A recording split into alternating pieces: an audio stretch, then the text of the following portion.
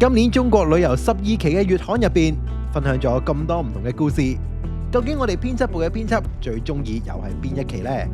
一齊聽下佢哋嘅分享啊！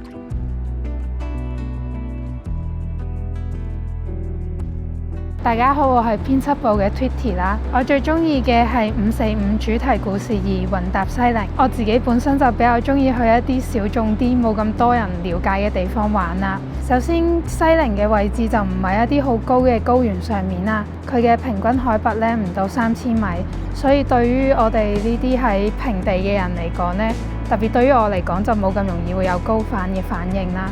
其次咧，佢亦都可以喺一個城市入邊咧，體驗到唔同嘅民族特色啦。例如喺市區入邊啦，有東關、北關、南關嘅回族清真寺，亦都可以喺呢度食到一啲藏族嘅火鍋啦，或者一啲特別嘅蟲草咖啡。咁西寧嘅公共交通都係比較發達嘅，所以好似我呢啲唔識揸車嘅人呢，都可以好容易周圍去玩啦。最後最重要嘅一個原因呢，就係我非常之怕熱啦。咁去到西寧嘅時候，其實夏天都只係得10零20度嘅啫，所以我喺嗰度就非常適合我周圍去玩啦。如果你都對西寧有興趣嘅話，就記得留意返我哋中國旅遊545期啦。